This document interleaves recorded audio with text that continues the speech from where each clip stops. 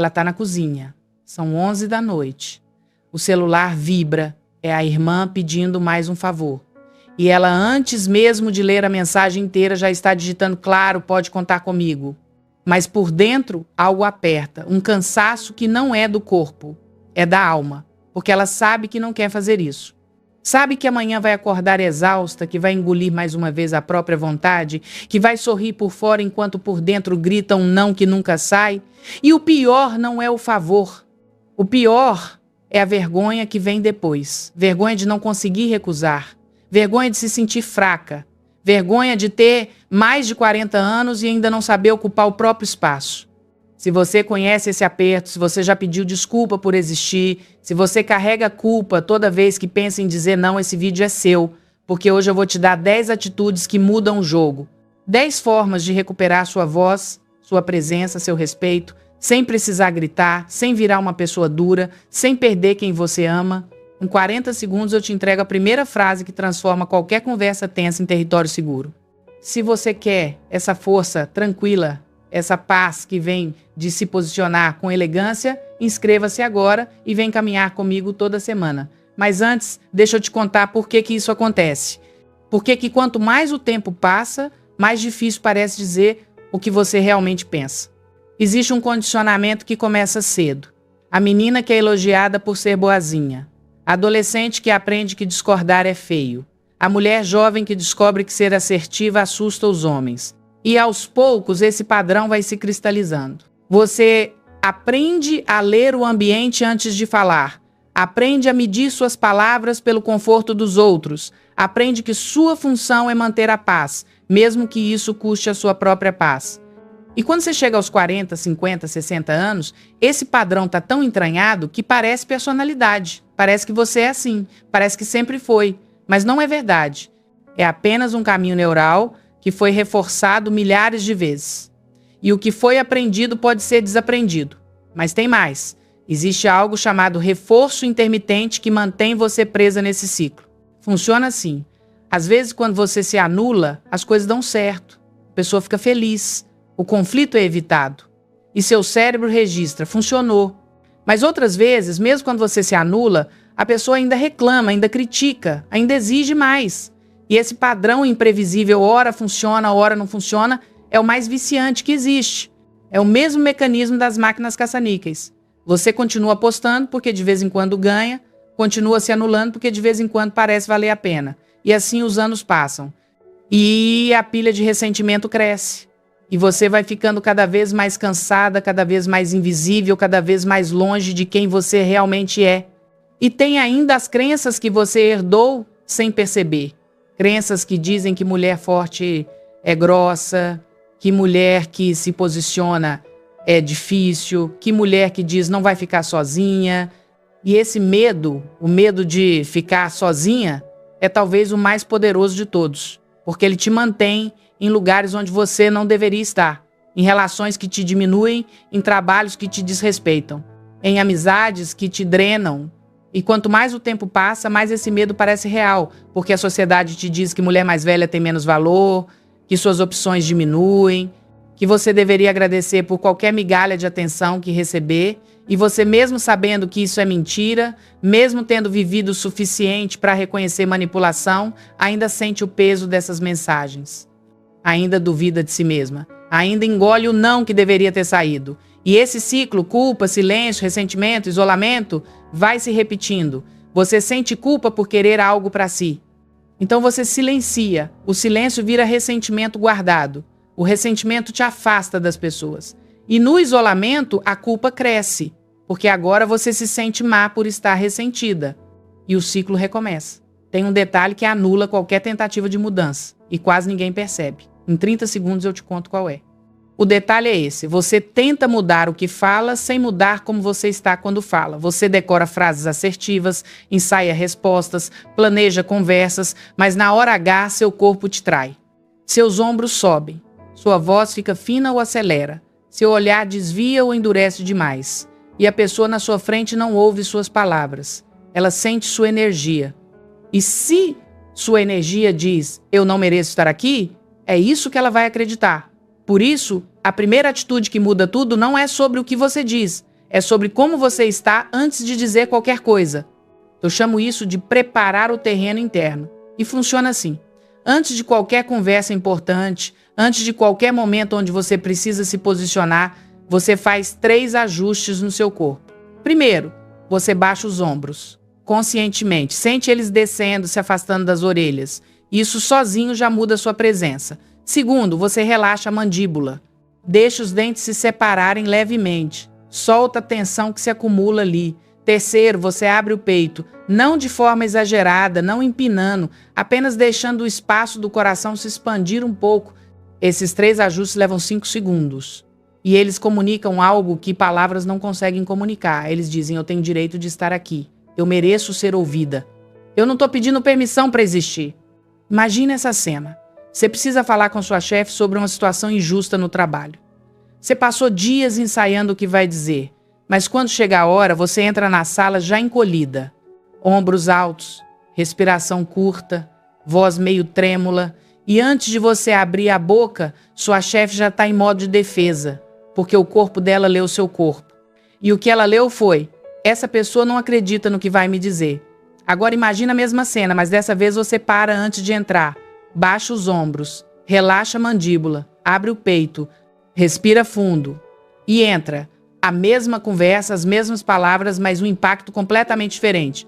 Porque agora seu corpo está dizendo, eu sei o meu valor. E isso muda tudo. Eu conheci uma mulher, vou chamar ela de Helena, que trabalhava há 15 anos na mesma empresa. 15 anos engolindo comentários inadequados do chefe. 15 anos sendo a última a ser ouvida nas reuniões. 15 anos sentindo que seu trabalho não era reconhecido. E ela achava que o problema era o que ela dizia. Achava que precisava de argumentos melhores, de dados mais convincentes. Até que ela percebeu algo que mudou tudo. Ela entrava nas reuniões já derrotada. Ombros curvados, olhar baixo, voz quase pedindo desculpa por existir. E o chefe, sem consciência disso, tratava ela de acordo com o que o corpo dela comunicava. Quando Helena começou a preparar o terreno interno antes de cada interação, a dinâmica mudou. Não do dia para a noite, mas consistentemente. As pessoas começaram a prestar mais atenção quando ela falava. Não porque ela estava sendo agressiva, porque ela estava sendo presente. Um micro exercício que você pode fazer agora mesmo, nesse instante, é esse. Onde quer que você esteja, perceba seus ombros. Eles estão altos, tensos? Baixa eles. Agora perceba sua mandíbula. Está travada? Relaxa. E o peito? Está fechado, curvado para dentro? Abre um pouco. Pronto. Você acabou de mudar sua presença em 5 segundos. E isso você pode fazer antes de qualquer conversa, qualquer reunião, qualquer momento difícil. É grátis, é invisível e funciona. Mas isso é só o começo. Porque preparar o terreno interno é a base. Agora você precisa saber o que fazer quando abre a boca. Existe uma forma de falar que a maioria das pessoas usa quando está insegura. É a justificativa infinita. Você quer dizer não, mas em vez de simplesmente dizer não, você explica. E explica. E explica mais. Você conta a história toda. Você lista todas as razões. Você praticamente pede desculpa por ter uma opinião diferente. E sabe o que acontece? Quanto mais você explica, mais fraca sua posição parece. Porque explicação demais soa como insegurança. Soa como se você mesma não acreditasse no seu direito de recusar e a pessoa do outro lado sente isso. E começa a contra-argumentar cada justificativa. E você se perde tentando defender o que não precisava de defesa. A segunda atitude que muda tudo é aprender a falar com precisão. E para isso, existe uma estrutura simples que eu chamo de roteiro de 4 passos. Funciona assim. Primeiro passo, você descreve o fato. Não a sua interpretação, não o seu julgamento, o fato, aquilo que aconteceu de forma observável. Segundo passo, você expressa sua emoção, o que você sentiu com aquilo. Terceiro passo, você expõe sua necessidade ou limite, o que você precisa, o que é importante para você. Quarto passo, você faz uma proposta ou toma uma decisão, o que você sugere ou o que você vai fazer a partir de agora. Deixa eu te dar um exemplo concreto. Sua sogra fez um comentário sobre seu peso no almoço de domingo. Você ficou magoada, mas engoliu. E agora, dias depois, ainda está remoendo aquilo. Se você for confrontar sem estrutura, provavelmente vai sair algo assim. Você sempre faz isso. Você não respeita ninguém, Você não tem noção de como suas palavras machucam. Desde que eu te conheci, você é assim. Isso é ataque. Isso vai gerar defesa. Isso vai virar briga. Agora, usando o roteiro de 4 passos, fica assim. Fato. No almoço de domingo, você comentou que eu engordei na frente de todo mundo. Emoção. Eu me senti exposta e constrangida. Necessidade. Eu preciso que comentários sobre meu corpo fiquem fora das nossas conversas. Proposta. Podemos combinar isso? Ou, se você preferir, tomar uma decisão em vez de propor. A partir de agora, quando houver comentários sobre meu corpo, eu vou me levantar e sair do ambiente. Percebe a diferença? A primeira versão ataca a pessoa, a segunda versão aborda o comportamento, a primeira versão generaliza e acusa, a segunda versão é específica e clara, a primeira versão convida para briga, a segunda versão convida para acordo. E o mais importante, a segunda versão te mantém no controle. Você não está reagindo, você está se posicionando. Você não está pedindo permissão, você está comunicando um limite. Deixa eu te dar outro exemplo para você sentir como isso funciona, em diferentes contextos. Imagine que seu parceiro tem o hábito de mexer no celular enquanto você fala. Isso te incomoda há meses, mas você nunca disse nada diretamente. Sem estrutura, você provavelmente explodiria assim. Você nunca me ouve, eu falo e você fica nesse celular. Para que eu vou contar as coisas se você não está nem aí? Agora, com um roteiro de 4 passos. Ontem à noite, enquanto eu contava do meu dia, você estava olhando o celular. Isso é o fato. Eu me senti ignorada, como se o que eu estava dizendo não fosse importante. Isso é emoção. Preciso sentir que você está presente quando a gente conversa. Isso é a necessidade. Podemos combinar de deixar os celulares de lado durante nossas conversas? Isso é a proposta. Viu como muda? A pessoa não se sente atacada. Ela entende exatamente o que aconteceu, como você se sentiu e o que você precisa. Isso abre espaço para diálogo em vez de defesa. Tenta fazer isso agora. Pensa numa situação recente que te incomodou. Pode ser pequena, não precisa ser uma grande ofensa. E monta o roteiro dos 4 passos na sua cabeça. Qual foi o fato? O que você sentiu? O que você precisa? O que você propõe ou decide? Só esse exercício mental já começa a criar novos caminhos no seu cérebro. Começa a te treinar para responder em vez de reagir. E com prática, isso se torna natural. Você não vai mais precisar pensar tanto. Vai sair fluido, como uma segunda natureza. Se isso está fazendo sentido para você, se você está percebendo como pequenas mudanças podem ter grande impacto, inscreva-se no canal e vem caminhar comigo, porque o que vem agora é ainda mais importante. É sobre o que acontece depois que você coloca o limite. Porque colocar limite é só metade do trabalho. A outra metade é o que separa as pessoas que são respeitadas das pessoas que são ignoradas. Você já deve ter ouvido falar em consequências. Mas aqui está a verdade que quase ninguém te conta. Limite sem consequência é pedido. Quando você diz não faça isso, mas não acontece nada quando a pessoa faz, você está apenas pedindo, não limitando. E pedido pode ser ignorado. Limite não. A terceira atitude que transforma suas relações é aprender a colocar limite com consequência previsível.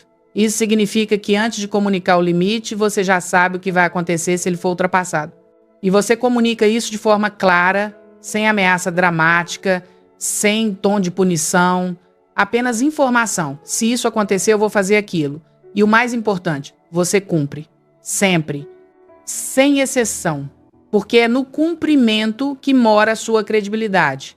Imagina essa situação. Seu parceiro tem o hábito de te interromper quando você fala. Você já pediu várias vezes para ele parar, ele concorda na hora, mas na próxima conversa faz de novo. O padrão se repete há anos. Seus pedidos não estão funcionando porque são apenas pedidos. Não tem consequência. Agora, usando o limite com consequência, você fala assim, quando você me interrompe, eu me sinto desrespeitada e perco vontade de conversar. Eu preciso terminar meus pensamentos. A partir de agora, quando eu for interrompida, eu vou parar de falar e só retomar quando você me pedir para continuar.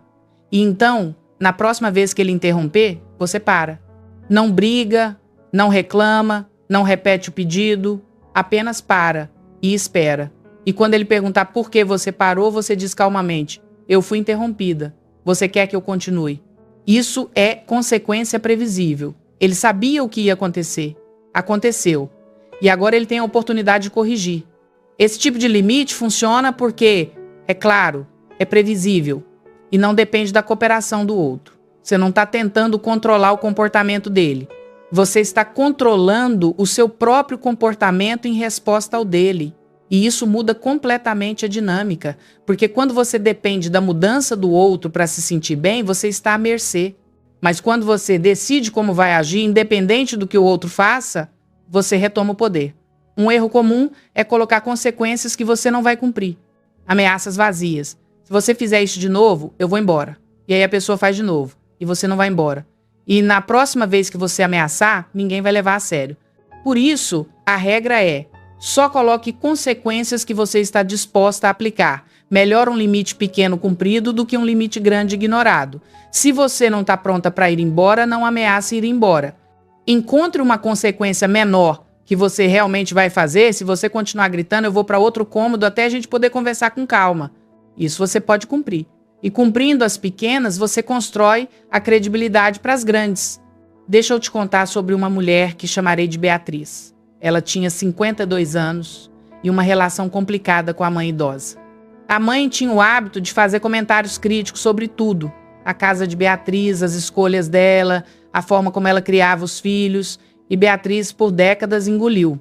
Porque é minha mãe, ela é idosa, não adianta discutir. Mas o ressentimento foi crescendo. E as visitas, que deveriam ser momentos de conexão, viraram fonte de ansiedade. Beatriz decidiu aplicar limite, com consequência. Na próxima visita, quando a mãe começou a criticar a decoração da casa, Beatriz disse calmamente: mãe, eu preciso que as críticas sobre minha casa fiquem de fora das nossas conversas. Se continuar, eu vou precisar encurtar a visita. A mãe testou, fez outro comentário minutos depois. E Beatriz, com o coração apertado, mais firme, disse: mãe, eu vou ter que te levar para casa agora, a gente se vê na semana que vem. E levou. Foi difícil, a mãe ficou chateada. Beatriz sentiu culpa. Mas na semana seguinte, algo diferente aconteceu. A mãe se conteve. Não completamente, mas visivelmente, porque ela aprendeu que as palavras de Beatriz tinham peso, que o limite era real, e aos poucos as visitas foram ficando mais leves, não perfeitas, mas suportáveis. E a relação, paradoxalmente, melhorou, porque tinha clareza, tinha respeito, tinha consequência. Segura comigo porque o próximo gesto é pequeno, mas vira a chave. E tem a ver com algo que acontece em segundos, mas define o tom de toda uma conversa.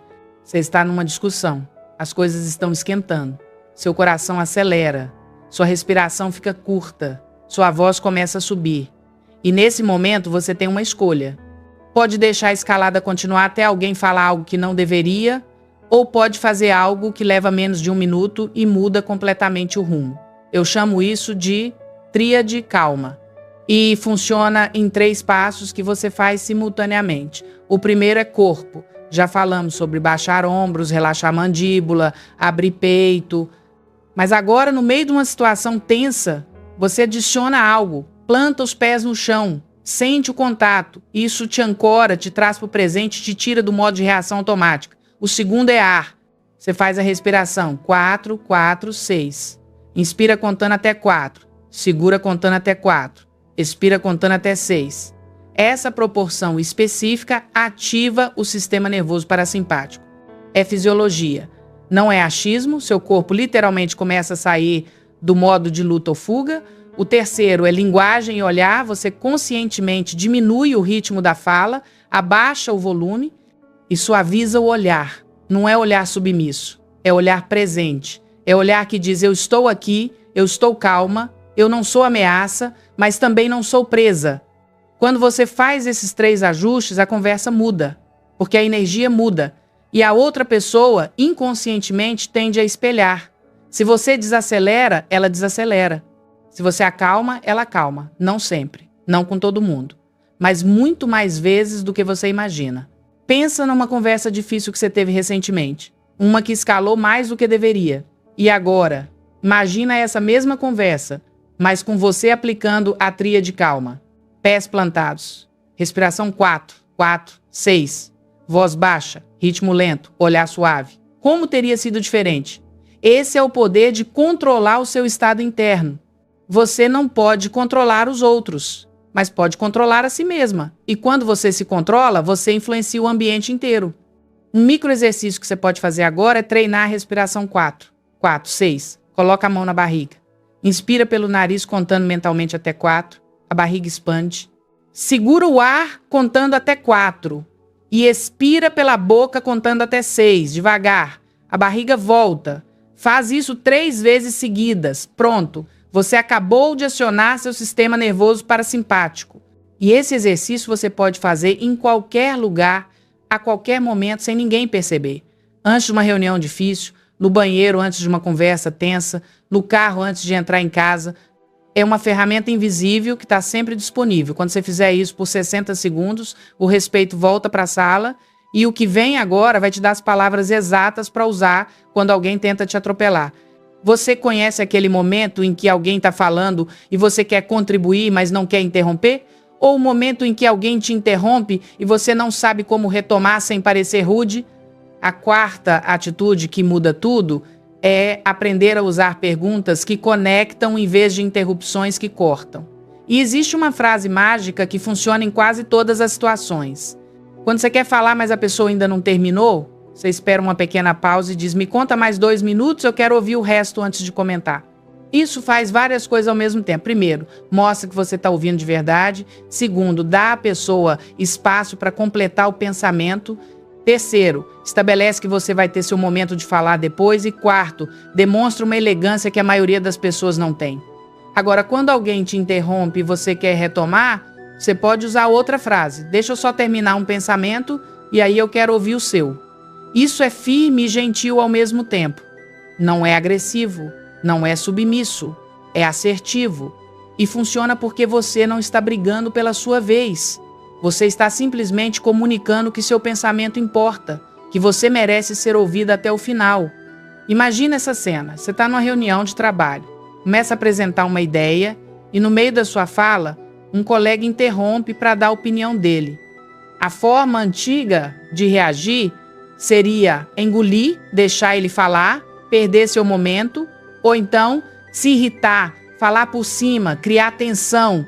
Mas usando a frase âncora, você diz com calma, só um instante. Deixa eu completar esse ponto e aí eu quero muito ouvir sua perspectiva. E você continua, sem briga, sem submissão, com presença. E o mais bonito é que isso não afasta as pessoas. Pelo contrário, pessoas seguras são magnéticas. Quando você demonstra que sabe ocupar espaço sem atropelar ninguém, as pessoas te respeitam mais, não menos. E esse respeito se reflete em todas as áreas da vida. No trabalho, na família, nos relacionamentos, nas amizades.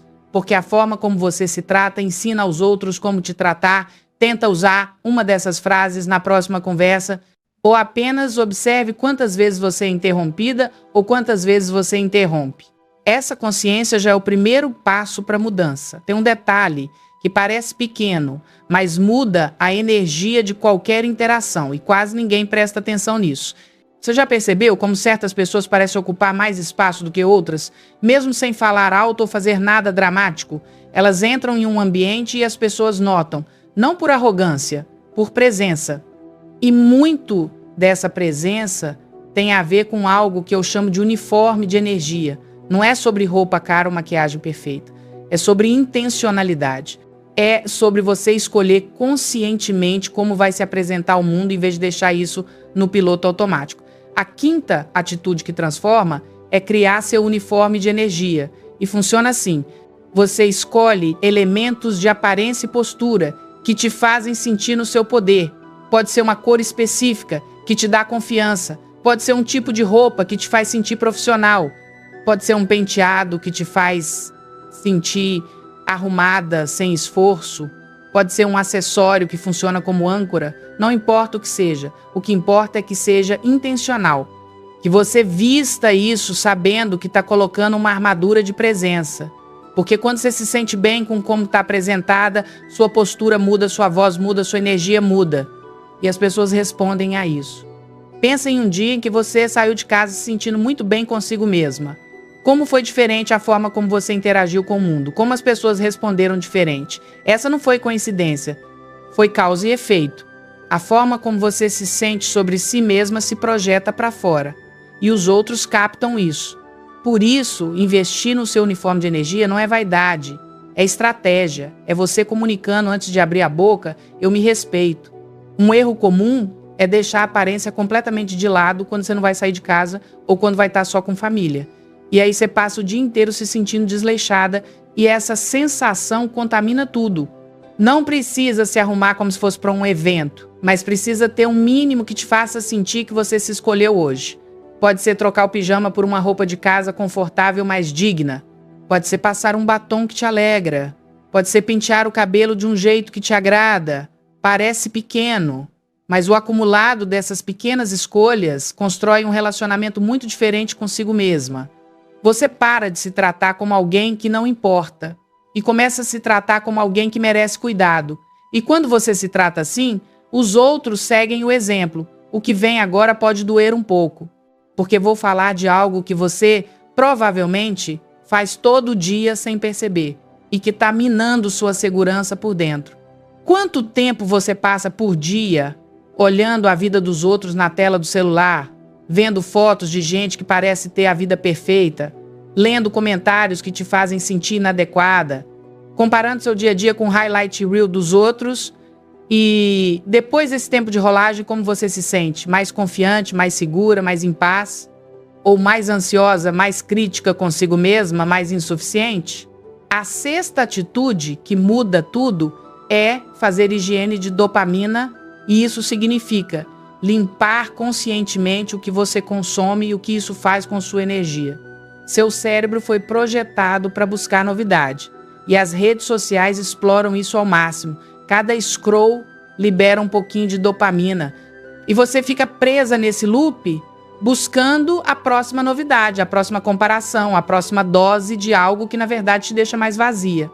E essa exposição constante a vidas aparentemente perfeitas faz algo perigoso com mulheres depois dos 40. Reforça a ideia de que você está ficando para trás, que seu tempo passou, que você deveria estar em outro lugar, com outro corpo, com outra vida. E isso mina qualquer segurança que você tenta construir. A higiene de dopamina funciona assim. Primeiro você faz um inventário honesto. De onde vem seu consumo de conteúdo? Quais perfis você segue? Como você se sente depois de consumir esse conteúdo?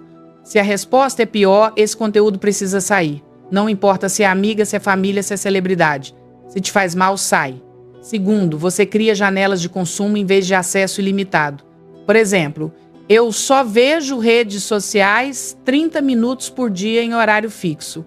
Isso tira o celular do modo automático e coloca no modo intencional. Terceiro, você substitui o scroll vazio por ações pequenas que geram realização real. Em vez de ver a vida dos outros, você faz uma coisa pela sua própria vida. Pode ser arrumar uma gaveta. Pode ser mandar uma mensagem para alguém que te importa. Pode ser dar uma volta no quarteirão. Pode ser ler 3 páginas de um livro. Ações pequenas, mas que ao final do dia te deixam com sensação de avanço em vez de vazio. Isso não é sobre demonizar a tecnologia. É sobre usar com intenção em vez de ser usada. É sobre recuperar seu tempo e sua energia para investir no que realmente importa. Eu conheci uma mulher, vou chamar de Raquel, que passava em média 4 horas por dia nas redes sociais. Ela nem percebia. Era automático. Acordava e já olhava o celular. Qualquer momento de espera, celular. Antes de dormir, celular. E ela se perguntava por que estava sempre ansiosa, sempre se sentindo inadequada. Quando ela fez um inventário honesto, percebeu que a maioria dos perfis que seguia eram de mulheres aparentemente perfeitas, com vidas aparentemente perfeitas, postando momentos aparentemente perfeitos. E cada vez que Raquel via aquilo, uma vozinha dizia: você devia estar assim. Ela começou a limpar. Deixou de seguir quem não fazia bem, colocou limite de 1 hora por dia e substituiu o tempo de scroll por caminhadas de 20 minutos no bairro. Em 3 semanas ela me disse que se sentia outra pessoa, não porque a vida tinha mudado, porque ela tinha parado de se envenenar diariamente com comparação. A ansiedade diminuiu, a autoestima aumentou e ela tinha tempo de volta, tempo para fazer coisas reais pela própria vida.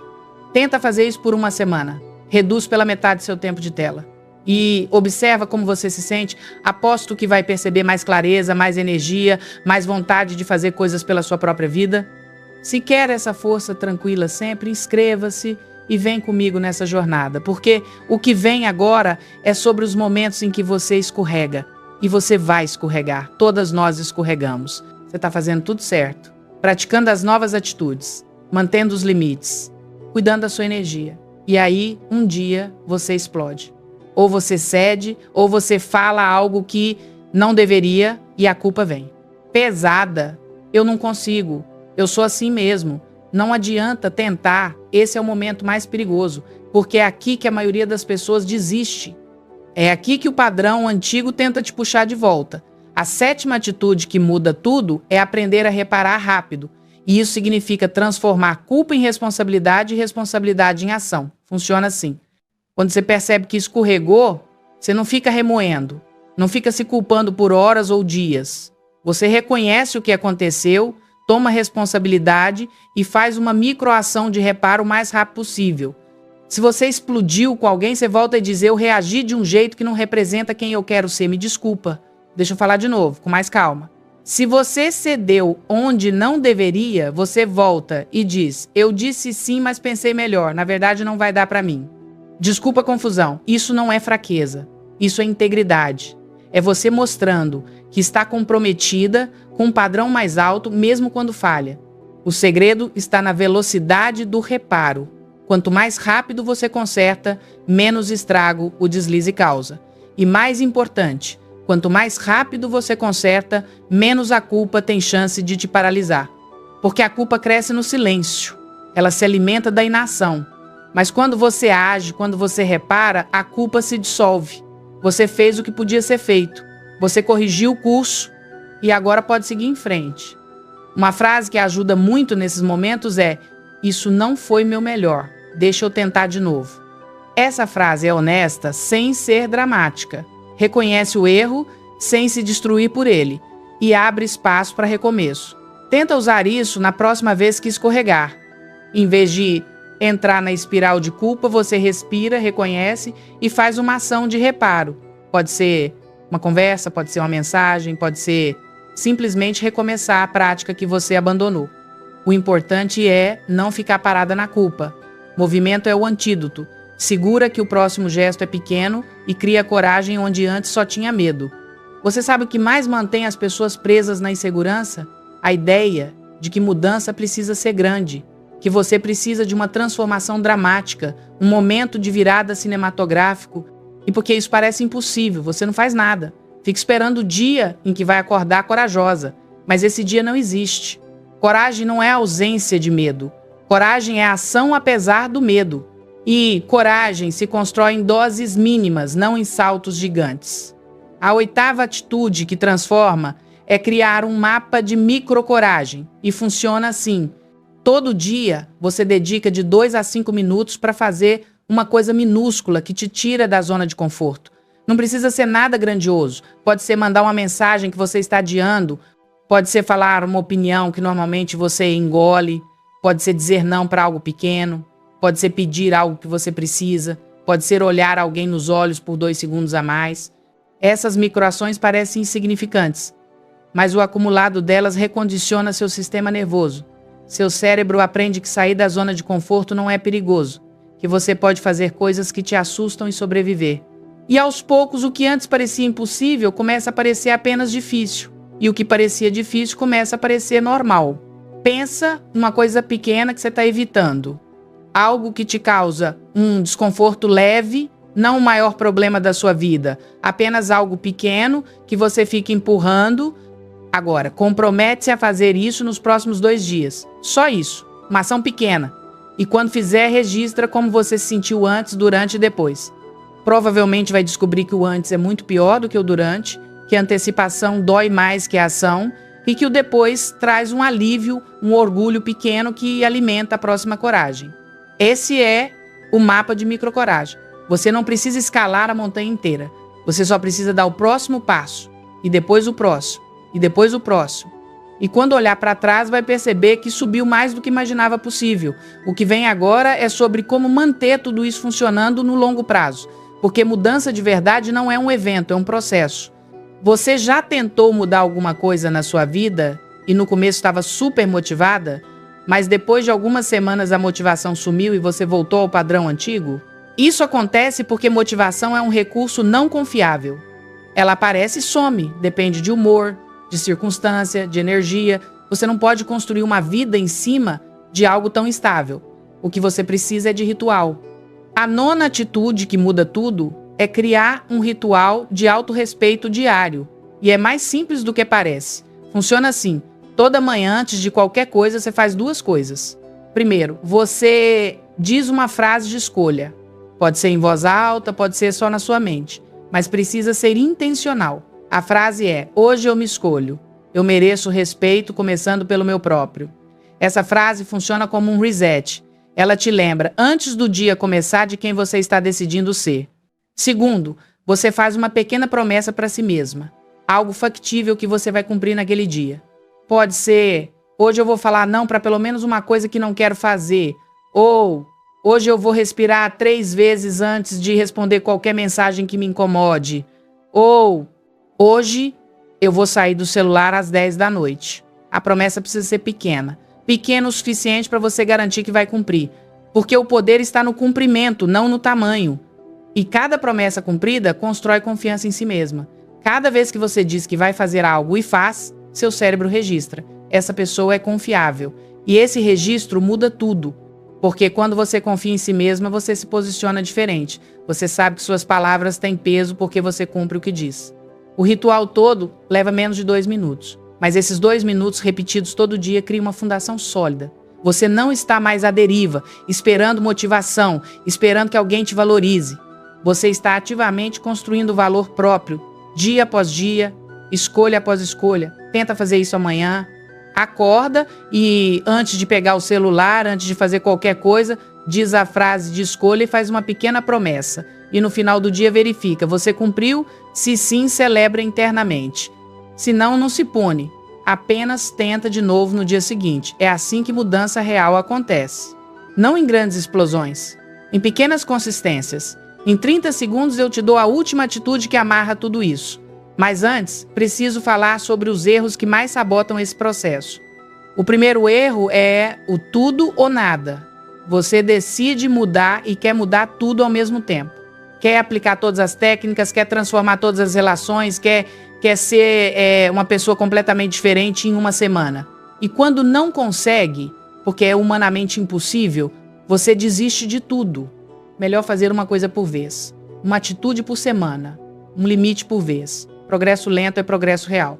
O segundo erro é explicar demais. Já falamos sobre isso, mas vale reforçar. Quando você coloca um limite, você não precisa se justificar infinitamente. Seu limite é válido porque você diz que é. Uma frase, 2 no máximo. E pronto. Quanto mais você explica, mais espaço você dá para negociação. O terceiro erro é pedir licença para existir. Frases como: desculpe incomodar, não sei se posso falar, você não precisa concordar comigo. Essas frases minam sua presença antes de você começar. Elimina elas do seu vocabulário. Você tem direito de falar, de pedir, de existir, não precisa de permissão. O quarto erro é usar ironia defensiva. Quando você está insegura, pode ser tentador se esconder atrás de sarcasmo ou humor autodepreciativo. Ah, eu sou assim mesmo, não ligo. Tanto faz, eu nem queria isso. Isso protege do risco de parecer vulnerável, mas também impede conexão real. Melhor ser direta do que irônica. O quinto erro é fazer ameaças que você não vai cumprir. Já falamos sobre isso também. Mas é tão comum que vale repetir. Não coloque consequência que você não vai aplicar. Isso destrói sua credibilidade. E o sexto erro é criar uma agenda perfeita impossível. Você planeja transformar sua vida em 7 dias e coloca metas que nem uma super-heroína conseguiria cumprir. E quando falha, se sente pior do que antes. Melhor metas pequenas cumpridas do que metas grandes abandonadas. Agora deixa eu te dar o plano de 7 dias que integra tudo isso. Não é uma lista exaustiva. É um roteiro mínimo para você começar a virar a chave sem sofrimento. No dia 1, você trabalha apenas a voz. A preparação do terreno interno que falamos no começo. Antes de cada conversa importante, você baixa os ombros, relaxa a mandíbula, abre o peito. Só isso. Pratica isso o dia inteiro, em todas as interações. Observe como você entra nas conversas. Observe seu corpo antes de falar. E conscientemente ajusta. Não precisa fazer mais nada. Só isso. No dia 2, você trabalha limites. Identifica uma situação atual, onde você precisa se posicionar, algo pequeno, e monta o roteiro dos 4 passos. Escreve no papel, no celular, fato, emoção, necessidade, proposta. Ainda não precisa ter a conversa. Só prepara. Lê em voz alta para você mesma. Sente como soa. Ajusta o que precisar, mas não tem a conversa ainda. Só prepara o terreno. No dia 3, você trabalha a postura. Presta atenção em como você está fisicamente ao longo do dia. Quando perceber que está encolhida, corrige. Ombros baixos, peito aberto, queixo paralelo ao chão. Isso é uniforme de energia em ação. Coloque lembretes no celular se precisar. A cada hora, um lembrete para checar a sua postura. No dia 4, você trabalha higiene emocional. Reduz o tempo de tela pela metade. Em vez de scrollar, faz uma ação pequena pela sua própria vida. Pode ser arrumar um canto da casa. Pode ser fazer uma ligação que você anda adiando. Pode ser caminhar 10 minutos. Qualquer coisa que gere sensação de realização real. Observa como você se sente no final do dia. No dia 5, você tem a conversa difícil que preparou no dia 2. Usa o roteiro. Aplica a tríade calma se precisar. Lembra, pés plantados, respiração 4, 4, 6, voz baixa e lenta. E não importa como a outra pessoa reaja. O sucesso não é a reação dela. O sucesso é você ter se posicionado. Independente do resultado, você celebra o fato de ter tido a coragem de falar. No dia 6, se você escorregou em algum momento da semana, é dia de reparação. Você faz a microação de conserto. Reconhece, responsabiliza, repara. Pode ser uma mensagem, uma conversa, um pedido de desculpa. Faz rápido. Não deixa a culpa crescer. Se não escorregou, você usa esse dia para celebrar internamente seu progresso. Reconhece o que você conseguiu fazer. Dá crédito a você mesma. Isso também é importante. No dia 7, você faz revisão. O que funcionou, o que foi difícil. E você escolhe um sim fácil para manter. Um sim para continuar praticando a atitude que mais ressoou com você. Esse sim vira seu foco da próxima semana. E assim você vai construindo, semana após semana. Não tentando mudar tudo de uma vez, mas adicionando camadas, consolidando hábitos, virando aos poucos a pessoa que você quer ser. Vem aí a última peça do quebra-cabeça. Se quer esse passo a passo para virar a chave sem sofrimento, inscreva-se e vem comigo. Porque o que vou te dizer agora é a atitude que sustenta todas as outras. A 10ª atitude, a que amarra tudo, é parar de esperar que os outros te deem o que você pode dar a si mesma. Validação, aprovação, permissão, respeito. Por décadas, talvez você tenha buscado isso fora. No olhar do parceiro, na aprovação da família, no reconhecimento do trabalho. E essa busca te colocou em posição de dependência. Porque quando você precisa que os outros te validem, você fica refém das vontades deles. Você molda seu comportamento para conseguir a dose de aprovação e perde a si mesma no processo. A virada acontece quando você percebe que a fonte mais confiável de respeito está dentro de você. É o jeito como você se trata. É o jeito como você fala consigo mesma. É o jeito como você honra suas próprias necessidades. Quando você se respeita, quando você cumpre as promessas que faz para si mesma, quando você se escolhe mesmo quando é difícil, você para de precisar tanto da validação externa. Ela ainda é bem-vinda, ainda é gostosa, mas não é necessária para você se sentir completa. E aqui está a coisa linda que acontece quando você chega nesse lugar. As pessoas começam a te tratar melhor, não porque você exigiu, não porque você brigou, mas porque a forma como você se trata ensina aos outros como te tratar. Sua energia muda, sua presença muda e as relações respondem. Algumas pessoas vão se afastar. As que só estavam ali porque você era conveniente, porque você não dava trabalho, porque você estava sempre disponível, essas vão embora. E tudo bem, eram relações construídas em cima da sua autonegação. Não serviam, mas outras vão se aproximar, as que valorizam a autenticidade, as que respeitam quem se respeita, as que querem conexão real, não conveniência. E essas são as relações que valem a pena. Essas são as relações que te sustentam em vez de te drenar. Agora deixa eu responder algumas objeções que talvez estejam na sua mente, porque eu sei que não é simples. Se eu fizer isso, vou parecer fria. Essa é talvez a objeção mais comum, e eu entendo de onde vem. Você passou a vida sendo calorosa, acessível, disponível. E agora, colocar limites parece o oposto disso, mas não é. Limites não são paredes, são cercas com portão. Eles definem onde você termina e onde o outro começa. E isso, na verdade, permite intimidade mais profunda, porque quando as pessoas sabem onde estão pisando, elas se sentem mais seguras.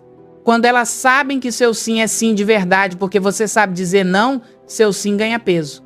Frieza é indiferença, limite é cuidado. Cuidado com você mesmo e cuidado com a relação.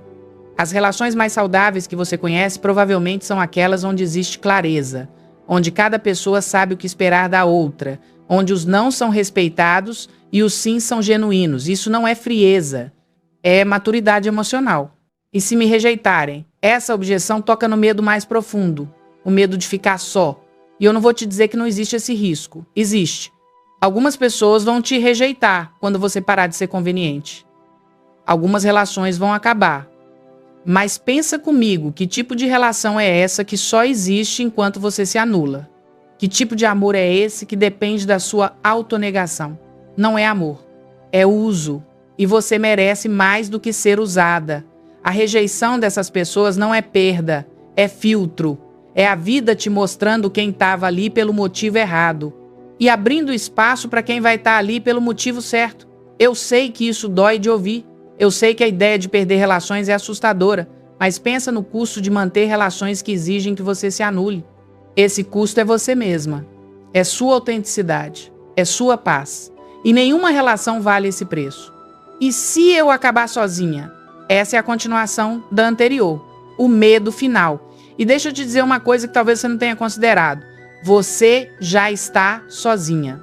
Quando você está em relações onde se anula, onde não pode ser você mesma, onde vive com medo de desagradar, você está sozinha mesmo acompanhada, você está isolada dentro de si mesma, escondendo quem você realmente é. A solidão real não é ausência de pessoas, é impossibilidade de ser autêntica.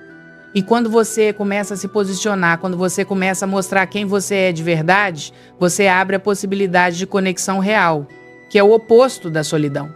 Então não, você não vai acabar sozinha. Você vai acabar com as pessoas certas. E mais, você vai acabar com você mesma, que é a companhia mais importante de todas.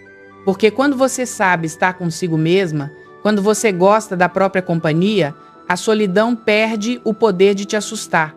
E se eu recair, você vai recair. Isso é garantido. Mudança não é linha reta, é espiral. Você vai progredir, depois vai escorregar. Vai aplicar as técnicas, depois vai esquecer. Vai se posicionar lindamente, depois vai se encolher de novo. E tudo bem. O que importa não é nunca cair, é se levantar toda vez que cai, é fazer o reparo rápido, é não deixar a culpa te paralisar. Cada vez que você recomeça, você está fortalecendo um músculo. E esse músculo vai ficando mais forte. E os escorregões vão ficando menos frequentes e menos intensos. Mas eles nunca vão sumir completamente. E não precisam, você não precisa ser perfeita. Você precisa ser persistente. Uma mulher que chamarei de Sônia me disse uma vez algo que nunca esqueci. Ela tinha 63 anos e estava praticando essas técnicas há alguns meses. E disse, eu ainda escorrego. Toda semana tem alguma coisa. Mas a diferença é que agora eu percebo no mesmo dia. Antes, eu passava semanas remoendo, me culpando. Agora eu erro, percebo, conserto e sigo. E isso mudou tudo. E se for clínico? Essa é uma objeção importante. Porque às vezes o que parece insegurança é sintoma de algo mais profundo. Depressão, ansiedade generalizada, trauma não resolvido. E se você sente que suas dificuldades vão além do que essas técnicas conseguem alcançar, se você tem sintomas que atrapalham o seu funcionamento diário, se você está sofrendo de um jeito que parece maior do que situacional, procurar ajuda profissional não é fraqueza, é sabedoria. Um bom psicólogo ou psiquiatra pode avaliar o que está acontecendo e indicar o tratamento adequado. E você pode fazer isso ao mesmo tempo em que pratica o que conversamos aqui. Uma coisa não exclui a outra. O autoconhecimento e as técnicas de comunicação complementam o trabalho clínico. O próximo passo, se você suspeita que pode ser clínico, é agendar uma consulta. Só para ter uma avaliação, só para saber o que está enfrentando. E a partir daí decidir os próximos passos com informação, não com achismo. Cuidar da saúde mental não é vergonha, é autocuidado do mais importante. Você chegou até aqui. E isso por si só já mostra algo importante sobre você. Mostra que você está buscando, que você não desistiu de si mesma, que você ainda acredita que pode ser diferente. E pode. Eu vi isso acontecer tantas vezes. Mulheres que passaram décadas se anulando e que em alguns meses de prática consistente transformaram completamente a forma como se relacionam consigo mesmas e com o mundo. Não ficaram perfeitas, ficaram inteiras, não pararam de ter medo, aprenderam a agir apesar do medo, não eliminaram a insegurança, construíram segurança suficiente para viver com autenticidade. E agora eu vou te dar a mensagem que guardei para o final. A essência de tudo o que conversamos. Segurança não é gritar, não é impor, não é endurecer. Segurança é coerência repetida. É o seu não tendo consequência. É a sua presença tendo calma. É você tratando a si mesma do jeito que quer ser tratada. Quando você faz isso dia após dia, escolha após escolha, o mundo aprende como te tratar. Não porque você forçou, mas porque você ensinou pelo exemplo. E o medo de ficar só, esse medo que talvez tenha te acompanhado a vida inteira, cede lugar ao respeito por si mesma. Porque você descobre que a companhia mais importante é a sua própria. Que a aprovação mais essencial é a que você dá a si mesma. Que a validação mais confiável é a que nasce de dentro.